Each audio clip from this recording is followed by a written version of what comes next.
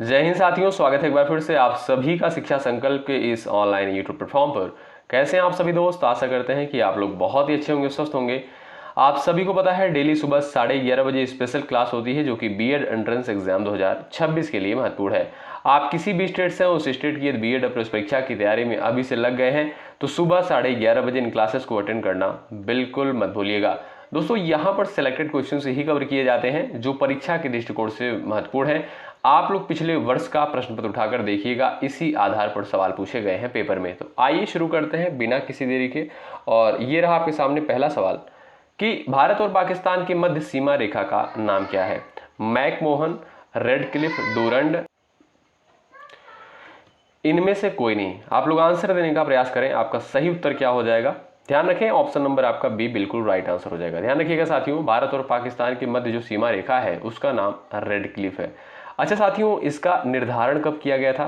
17 अगस्त, ध्यान रखें भाई, 17 अगस्त 1947 को जो है इसका निर्धारण किया गया था। अच्छा, इसका निर्धारण किसके द्वारा किया गया था? आप लोग इनका नाम भी याद रखिए, सर सिरिल रेडक्लिफ के नाम पर। किसके नाम पर भाई? सर सिरिल रेडक्लिफ के द्वारा जो है इसका निर्धारण किया गया था और इन्हीं के नाम पर ही दोस्तों इसका नाम रेडक्लिफ लाइन पड़ा है। ठीक है, तो बी ऑप्शन आपका बिल्कुल करेक्ट आंसर हो जाएगा। अगर बात करें दोस्तों मैकमोहन रेखा किन दो देशों के मध्य है, क्या आप बता सकते हो? साथियों मैकमोहन रेखा जो है ये आपका भारत और चीन के मध्य है। किसके मध्य? भारत और चीन के मध्य है। और डूरंड रेखा की अगर बात करें तो ये आपका भारत और अफगानिस्तान के मध्य है। ठीक है, अगला सवाल देखिए, भारत के कुल पड़ोसी देशों की संख्या कितनी है बताइए। चलिए सभी लोग आंसर करें। सवाल नंबर दूसरे का महत्वपूर्ण सवाल है, एग्जाम में पूछा गया है। बताइए भारत के कुल पड़ोसी देशों की संख्या जो है कितनी है? आंसर करिएगा।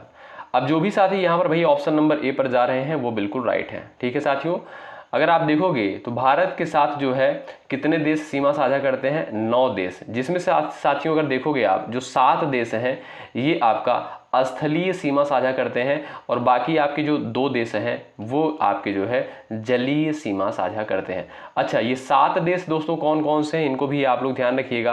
आपका अफगानिस्तान हो गया, बांग्लादेश हो गया, भूटान हो गया, उसके बाद आपका चीन हो गया, उसके बाद आपका हो गया म्यांमार, उसके बाद आपका है नेपाल, फिर है आपका पाकिस्तान। ठीक है, तो ये 7 देश आपके हैं भाई जो स्थलीय सीमा साझा करते हैं। बाकी 2 आपके कौन कौन से देश हैं जो जलीय सीमा साझा करते हैं? एक है आपका दोस्तों ध्यान रखिएगा, एक है आपका श्रीलंका और दूसरा है आपका क्या भाई? मालदीव। ठीक है, तो इन सारे पॉइंट्स को आप लोग याद रखें। अगला सवाल देखिए भाई, चलिए सवाल नंबर नेक्स्ट आपके स्क्रीन पर आंसर करिएगा। कर्क रेखा कितने राज्यों से होकर गुजरती है? चलिए सभी का यहाँ पर आंसर आना चाहिए, सभी लोग आंसर देने का प्रयास करिएगा आप लोग फटाफट भाई। और बड़ा ही इंपॉर्टेंट सवाल, एक बार सभी लोग सेशन को लाइक कर दें, शेयर कर दें अपने सभी दोस्तों के पास। चलिए भाई बताइए, बात करें दोस्तों अगर यहाँ पर कर्क रेखा कितने राज्यों से होकर गुजरती है? ऑप्शन नंबर सेकंड आपका राइट हो जाएगा, 8 राज्यों से होकर गुजरती है, याद रखिएगा। अच्छा, कौन कौन से राज्य हैं, क्या आप उनका नाम बता सकते हो? ध्यान रखिए भाई, पहले नंबर पर आपका है गुजरात, राजस्थान, मध्य प्रदेश, छत्तीसगढ़, उसके बाद है आपका झारखंड, पश्चिम बंगाल, त्रिपुरा, 8वां है आपका मिजोरम। ठीक है, तो कर्क रेखा जो है कुल 8 राज्यों से होकर गुजरती है, तो बी ऑप्शन आपका राइट है। अगला सवाल, भारत में मसाले का बगीचा किसे कहा जाता है? सवाल नंबर 4 का आंसर करिएगा आप लोग, सवाल पूछा गया है, कई बार रिपीट हुआ है, आप लोग आंसर करें। चलिए भाई, भारत में जो है मसाले का बगीचा जो है किसे कहा जाता है? फटाफट सवाल नंबर 4 का आंसर करेंगे आप लोग। तो जो भी दोस्त यहाँ पर भाई जा रहे हैं ऑप्शन नंबर बी पर वो बिल्कुल राइट है। केरल को जो है स्पाइस गार्डन ऑफ इंडिया कहा जाता है, यानी मसाले का बगीचा कहा जाता है। यहाँ पर देखेंगे साथियों, काली मिर्च हो गया, इलायची हो गया, दालचीनी हो गया, लौंग, तो यहाँ पर जो है इसका आप कह सकते हो उत्पादन बहुत ज़्यादा होता है। ठीक है, तो बी ऑप्शन आपका बिल्कुल करेक्ट आंसर। ठीक है, अगला सवाल, भारत में स्वतंत्रता के बाद से कितनी बार नोटबंदी हुई है? 1, 2, 4 और आपका दिया है 3 बार। बताइए फटाफट आंसर करिए भैया आप लोग, आपका सही आंसर क्या हो जाएगा इस सवाल के लिए बताएं। स्वतंत्रता के बाद कितनी बार नोटबंदी हुई है? आप देखोगे 2 बार हुई। ठीक है भाई, आपका बी ऑप्शन जो है बिल्कुल करेक्ट आंसर है। अगला सवाल देखिएगा, भारतीय संविधान के किस अनुच्छेद के तहत राष्ट्रपति अध्यादेश लागू कर सकता है? चलिए इंपॉर्टेंट सवाल है, परीक्षा के दृष्टिकोण से आप लोग आंसर करें। राष्ट्रपति जो है अध्यादेश लागू कर सकता है किस आर्टिकल के तहत? अनुच्छेद 123 के तहत। आपका बी ऑप्शन जो दिया है यही बिल्कुल आपका दोस्तों सही आंसर होगा। सवाल नंबर 7 देखिए, निम्नलिखित में से कौन सा भारत का पहला राज्य है जो भाषा के आधार पर बना? भाषण यहाँ पर लिखा है, आप लोग भाषा कर लीजिएगा भाई, टाइपिंग मिस्टेक है, ठीक है। निम्नलिखित में से कौन सा भारत का पहला राज्य है जो भाषा के आधार पर बना? केरल, मध्य प्रदेश, आंध्र प्रदेश और दिया है उत्तर प्रदेश। तो आपका सही आंसर दोस्तों क्या हो जाएगा भाई? आंध्र प्रदेश। आपका थर्ड ऑप्शन बिल्कुल करेक्ट आंसर होगा, ठीक है भाई, आंध्र प्रदेश। अगला सवाल देखें, सवाल नंबर 8वां है, भारत के संविधान का कौन सा भाग नागरिकता से संबंधित है? चलिए भाई, और नागरिकता आप लोग बताइएगा साथियों, नागरिकता का उल्लेख किस अनुच्छेद में किया गया है? ये भी आप लोग आंसर कर सकते हो, सवाल बन सकता है पेपर के लिए, ठीक है। तो यहाँ पर दोस्तों अगर बात करें भारत के संविधान का कौन सा भाग नागरिकता से संबंधित है, तो वो है आपका भाग 2, ठीक है। और किस अनुच्छेद में है दोस्तों? 5 से 11 के तहत, ठीक है। चलिए सवाल नेक्स्ट है आपके स्क्रीन पर, राज्यपाल का कार्यकाल कितना होता है? 4, 5, 3, 6 वर्ष। चलिए, राज्यपाल का जो है कार्यकाल कितने वर्षों का होता है? अच्छा, राज्यपाल की नियुक्ति किसके द्वारा करी जाती है, क्या आप लोग बता सकते हो कमेंट बॉक्स में? चलिए, राज्यपाल का कार्यकाल जो है कितना होता है? आप देखोगे साथियों 5 वर्ष का होता है। कितने वर्ष का होता है? आपका बी ऑप्शन जो है बिल्कुल राइट आंसर होगा, ठीक है। और इसकी नियुक्ति याद रखिएगा दोस्तों, राष्ट्रपति के द्वारा करी जाती है, ठीक है।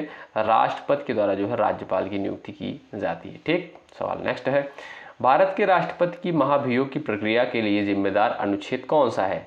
सवाल नंबर 10 का आंसर करें आप लोग। चलिए, भारत के राष्ट्रपति की महाभियोग की प्रक्रिया के लिए जिम्मेदार अनुच्छेद जो है कौन सा है? आप सभी लोग आंसर करेंगे, इसका सही आंसर हो जाएगा भाई क्या? अनुच्छेद 61। बहुत महत्वपूर्ण है, आपका बी ऑप्शन करेक्ट है, स्टार लगा लीजिए, बहुत इंपॉर्टेंट है, ठीक है भाई। एक बार सभी लोग सेशन को लाइक कर दें, शेयर कर दें, आपके लिए अभी से मेहनत किया जा रहा है, आपका कर्तव्य बनता है सेशन को ज़रूर से ज़रूर लाइक करें। और जो भी कंटेंट आपको दिया जाएगा दोस्तों वो बिल्कुल फ्री में आपको यहाँ से प्रोवाइड किया जाएगा, ठीक। चलिए, हड़प्पा के एक बंदरगाह का जो है नाम बता दीजिए आप लोग। चलिए, हड़प्पा सभ्यता का जो है एक बंदरगाह कौन सा है? आप लोग आंसर कर दीजिएगा। तो वो है दोस्तों आपका लोथल। ये कहाँ पर दोस्तों स्थित था? ये आपका गुजरात में स्थित था। कहाँ पर भाई?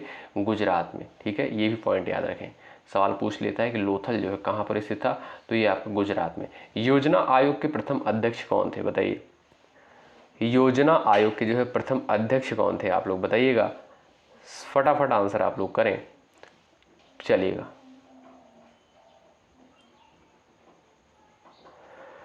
सभी साथियों को पता होना चाहिए भाई, जवाहरलाल नेहरू, ठीक है। योजना आयोग के प्रथम अध्यक्ष कौन थे? जवाहरलाल नेहरू थे। आपका बी ऑप्शन जो है बिल्कुल राइट आंसर हो जाएगा, ध्यान रखें। सवाल नंबर नेक्स्ट है, ब्रिटिश भारत की राजधानी को कोलकाता से दिल्ली स्थानांतरित किए जाने के समय भारत का वायसराय जो है कौन था? ये आपका क्वेश्चन नंबर 13 है, आप लोग आंसर कर दीजिएगा। ब्रिटिश भारत की राजधानी को कोलकाता से दिल्ली स्थानांतरित किए जाने के समय भारत का जो है वायसराय कौन था? चलिए, Lord Ripon, Lord Harding, Lord Dalhousie, इनमें से कोई नहीं। सही आंसर दोस्तों आपका हो जाएगा लॉर्ड हॉर्डिंग। कौन भाई? Lord Hardinge, option B correct. सवाल नेक्स्ट है, सानिया मिर्जा किस खेल से संबंधित है बताइए? Badminton, tennis, table tennis, cricket. सवाल नंबर आपके स्क्रीन पर है 14, बताइए सानिया मिर्जा जो है किस खेल से संबंधित है? आपका सही आंसर दोस्तों क्या है इस सवाल के लिए? ध्यान रखें, टेनिस से संबंधित है भाई। किससे? टेनिस से संबंधित है, ठीक। तो आप देखोगे यहाँ पर जो आपका बी ऑप्शन दिया है यही आपका राइट है। अगला सवाल ये रहा, बिहार और नेपाल के मिथिला क्षेत्र में किस भारतीय चित्रकला का अभ्यास किया जाता है बताइए? मधुबनी, तंजौर, पट्टू, इनमें से कोई नहीं। आपका सही आंसर क्या है? बिहार और नेपाल के मिथिला क्षेत्र में किस भारतीय चित्रकला का अभ्यास किया जाता है? तो वो है दोस्तों आपकी मधुबनी कला। कौन सी? मधुबनी चित्रकला है, ठीक है। ये है आपकी मधुबनी चित्रकला। आप देखोगे ऑप्शन जो है आपका दिया है बिल्कुल सही उत्तर हो जाएगा। सवाल 16 है, देखिएगा, निम्नलिखित में से कौन संविधान सभा की प्रारूप समिति के अध्यक्ष थे बताइए? मोस्ट इंपॉर्टेंट सवाल, प्रारूप समिति के अध्यक्ष का नाम आप लोग बता दीजिए। बी आर अम्बेडकर, के एम मुंशी, डॉक्टर राजेंद्र प्रसाद, इनमें से कोई नहीं। आप देखोगे साथियों सही उत्तर क्या हो जाएगा भाई? प्रारूप समिति के अध्यक्ष का नाम तो भाई क्या था? B R Ambedkar. अच्छा, संविधान का निर्माता किसे कहा जाता है? संविधान का निर्माता किसे कहा जाता है? तो बी आर अम्बेडकर को ही संविधान का निर्माता कहा जाता है। अगला सवाल, इंडिका पुस्तक किसके द्वारा लिखी गई है बताइए? मेगास्थनीज, वेन्सोंग, फायान, इनमें से कोई नहीं। आपका सही उत्तर क्या हो जाएगा सवाल नंबर 17 का, इंडिका पुस्तक जो है किसके द्वारा लिखी गई। चलो भाई, तो जो भी साथी बता रहे हैं भाई मेगास्थनीज, वो बिल्कुल यहाँ पर राइट है। ठीक है, आपका ए ऑप्शन जो दिया है बिल्कुल करेक्ट आंसर हो जाएगा। ठीक है भाई, सवाल आपका नेक्स्ट आपके स्क्रीन पर है, सवाल नंबर आपका 18 है। निम्नलिखित में से कौन जो है पूना सत्यशोधक समाज के संस्थापक थे। चलिए, सत्य शोधक समाज के संस्थापक कौन थे आप लोग बता दीजिए भाई, फटाफट आंसर कर दीजिए। तो साथियों 1873 में जो है सत्य शोधक समाज की स्थापना करी गई थी, किसके द्वारा, ज्योतिबा फूले के द्वारा। ए ऑप्शन आपका यहाँ पर बिल्कुल करेक्ट आंसर हो जाएगा। और इसका उद्देश्य था दोस्तों जातिवाद और अंधविश्वास को समाप्त करना। ठीक है, ये रहा आपके सामने सवाल नंबर 19। रणजी ट्रॉफी निम्नलिखित में से किस खेल से रिलेटेड है बताओ। चलिए, रणजी ट्रॉफी जो है किस खेल से रिलेटेड है, आप लोग फटाफट आप लोग आंसर करिएगा। आपका सही आंसर क्या होगा बताओ। फुटबॉल, क्रिकेट, कबड्डी, टेनिस आपका सही आंसर है। ऑप्शन नंबर बी, ये आपका क्रिकेट से रिलेटेड है। ऑप्शन नंबर बी आपका बिल्कुल राइट आंसर होगा। अगला सवाल देखिए सभी साथी, बिहार में व्यक्तिगत सत्याग्रह का पहला सत्याग्रही निम्नलिखित में से कौन था। क्वेश्चन नंबर 20 का आप लोग आंसर करिए फटाफट भाई। चलिए, बिहार में व्यक्तिगत सत्याग्रह का पहला सत्याग्रही निम्नलिखित में से कौन था। तो आपका सही आंसर क्या हो जाएगा बताओ। चलिए, सवाल नंबर यहाँ पर 20 है, आपकी स्क्रीन पर है, आप लोग बता सकते हो इसका सही उत्तर। चलिए,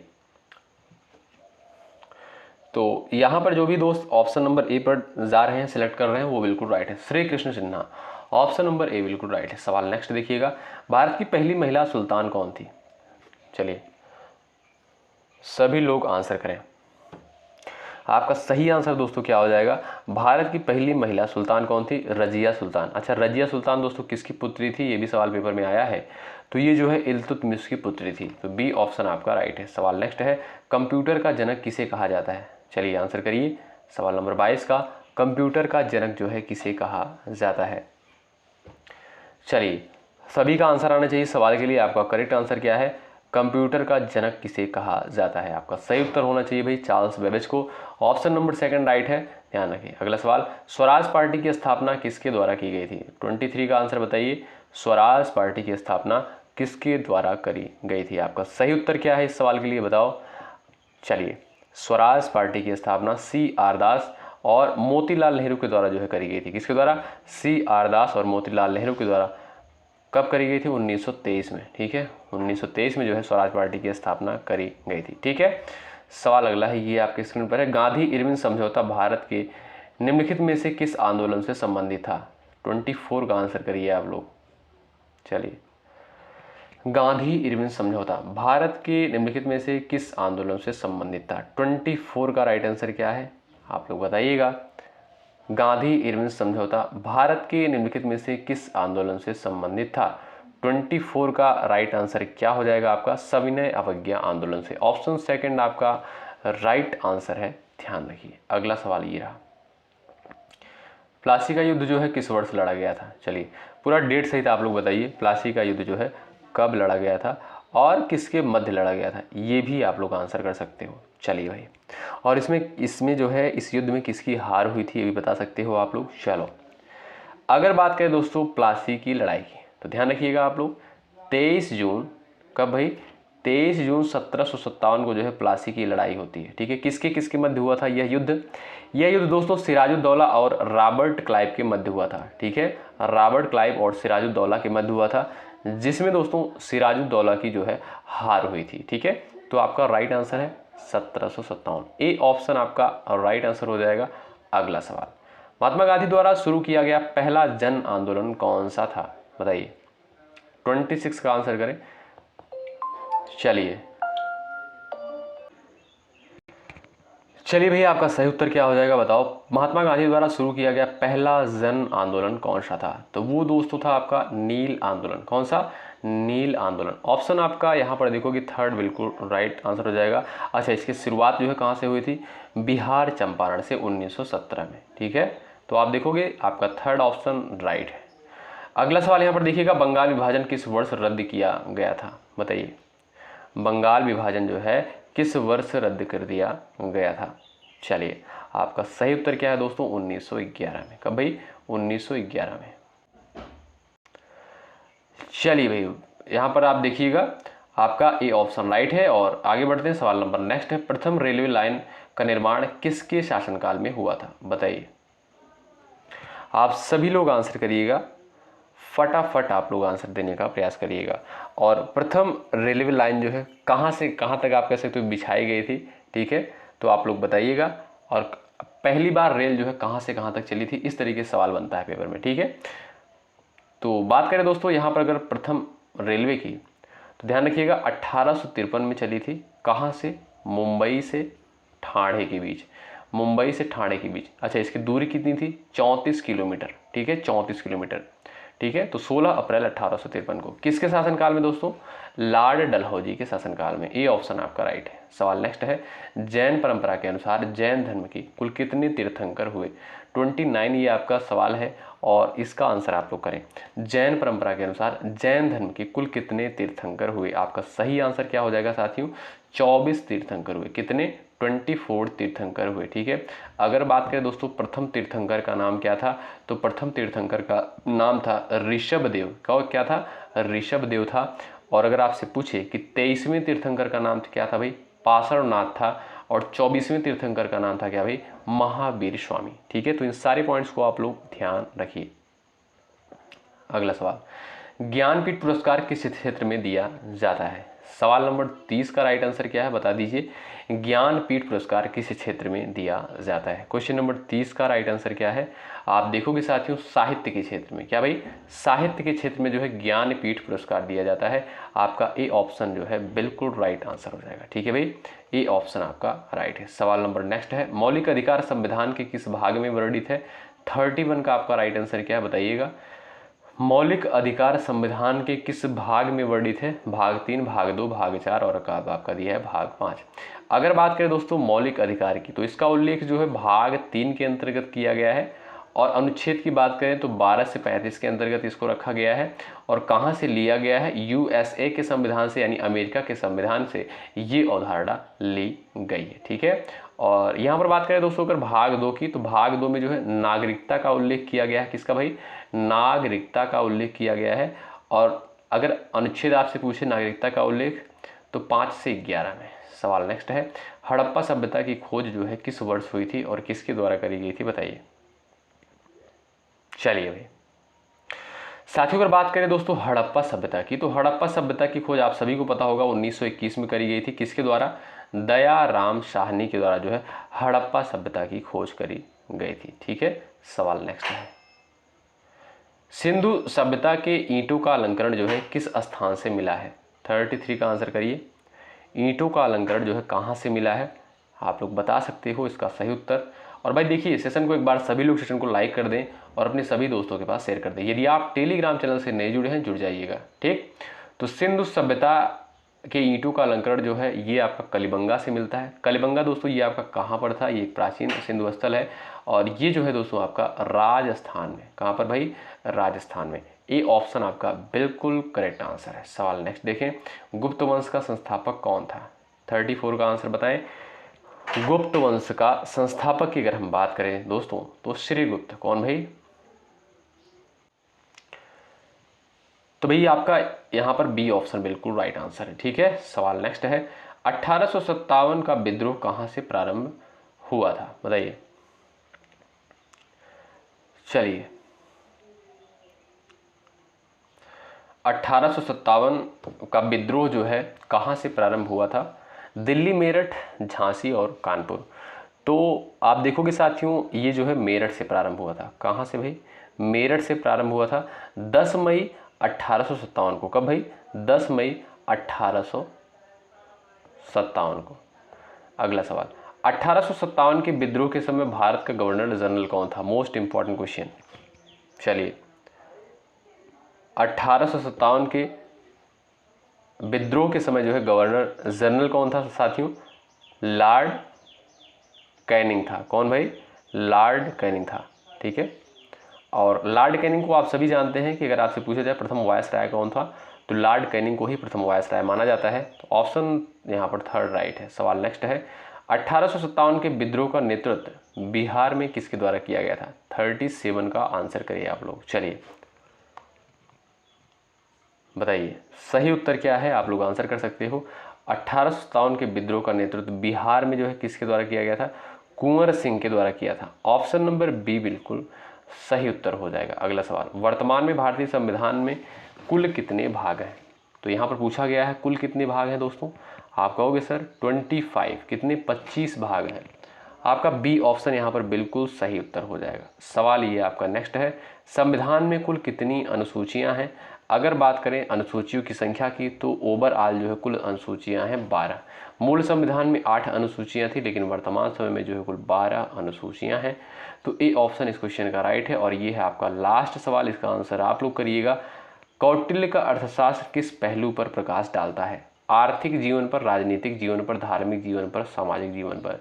ये क्वेश्चन नंबर 40 है। आप सभी जानते हैं कि लास्ट सवाल का आंसर आपको देना होता है और आप सभी साथी कमेंट बॉक्स में आंसर ज़रूर करिएगा। देखते हैं किसका किसका आंसर बिल्कुल राइट आता है। ठीक है, तो ये क्लास कैसी लगी कमेंट बॉक्स में एक बार जो है हमें ज़रूर बताएं और एक बार सभी लोग सेशन को लाइक कर दें। यदि आपने अभी तक चैनल को सब्सक्राइब नहीं किया है, चीज़ें यदि आपको बेहतर लग रही हैं तो जुड़ सकते हैं, सब्सक्राइब कर सकते हैं। निश्चित रूप से यहाँ से आपको हेल्प मिलेगी और आपको जो भी कंटेंट दिए जा रहे हैं बिल्कुल फ्री में कंटेंट आपको प्रोवाइड किए जा रहे हैं। अभी बहुत सारे कंटेंट आपको देने हैं, इसलिए आप लोग चैनल से जुड़े रहिएगा, आपको हेल्प जो है यहाँ से मिलती रहेगी। ठीक है, तो शुक्रिया। जय हिंद, जय भारत।